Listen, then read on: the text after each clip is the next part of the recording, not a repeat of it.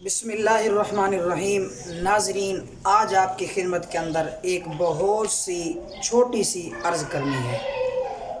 صرف ایک بات جس کا ذہن کے اندر اور دماغ کے اندر غلط شبہات ڈالے جاتے ہیں، وہ یہ ہے کہ قضائے عمری کا مقصد یہ ہے کہ جتنی نمازیں میری اور آپ کی یا جس بھائی کی رہ گئی ہیں، ایک طبقہ یہ ہے کہ وہ یہ کہتا ہے کہ قضائے عمری صرف توبہ کرنے سے، اللہ سے معافی مانگنے سے قضائے عمری نمازیں جتنی پیچھے رہ گئی ہیں وہ ساری کی ساری معاف ہو جاتی ہیں۔ بالکل غلط اور بالکل جھوٹ ہے۔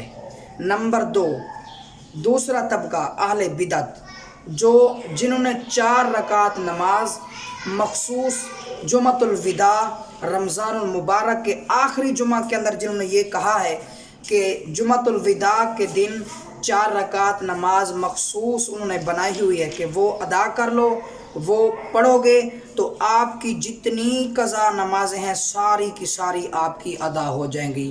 یہ بھی بالکل جھوٹ ہے۔ نمبر 1، قضائے عمری نمازیں جتنی پیچھے رہ گئی ہیں توبہ سے معاف ہو جاتی ہیں، بالکل جھوٹ۔ نمبر 2، جمعۃ الوداع کے اوپر 4 رکعت نماز مخصوص نفل پڑھنے سے، اس کے بعد دعا مانگنے سے، یہ بھی بالکل جھوٹ ہے۔ اس طرح بھی نماز قضا ادا نہیں ہوتی۔ ہاں، نماز قضا اہل سنت والجماعت علماء دیوبند کا یہ عقیدہ اور یہی مسلک ہے کہ قضائے عمری جتنی نمازیں میری اور آپ کی یا جس ساتھی کی قضا نمازیں رہ گئی ہیں، جب تک وہ قضا نمازیں ادا نہیں کرے گا تب تک وہ ادا نہیں ہوں گی۔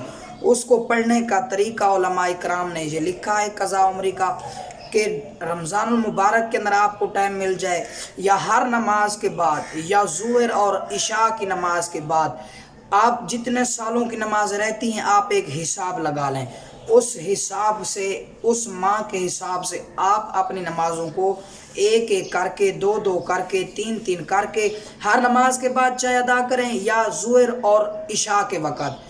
ان نمازوں کے بعد مکروہ وقت نہیں ہوتا، زیادہ بہتر ہے ظہر اور عشاء کی نماز کے بعد آپ کی جتنی قضا نمازیں ہیں آپ 2 کے لحاظ سے، 3 نمازوں کے لحاظ سے آپ فرض نماز کے بعد فوراً وہ فرض جو رہ گئے ہیں آپ وہ ادا کرتے جائیں۔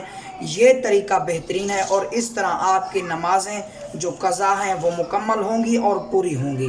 باقی جتنے بھی طریقے ہیں سارے کے سارے غلط ہیں۔ جب تک قضا نمازیں نہیں پڑھو گے آپ کی بالکل ادا نہیں ہوں گی، نہ معافی سے، نہ توبہ سے، نہ رونے سے، نہ گڑ گڑانے سے، نہ اللہ کے آگے ہاتھ پھیلانے سے، نہ اللہ کے آگے جھولی پھیلانے سے، بالکل ادا نہیں ہوگی جب تک آپ اپنی قضا نمازیں ادا نہیں کرو گے۔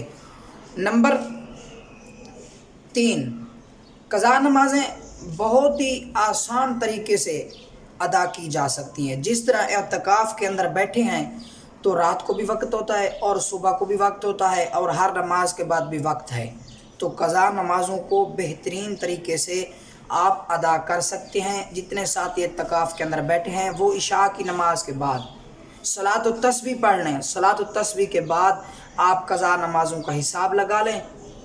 اعتکاف والے حضرات بہت ہی آسان طریقے سے جو ہے وہ اپنی نمازیں جو ہے قضا پوری کر سکتے ہیں۔ دعا ہے اللہ رب العالمین مجھے بھی اور آپ کو بھی قرآن و حدیث کو سمجھنے کی، مسائل کو سمجھنے کی اور ان کے اوپر عمل کرنے کی اور ان کے اوپر چلنے کی توفیق عطا فرمائے۔ وما علینا الا البلاغ المبین۔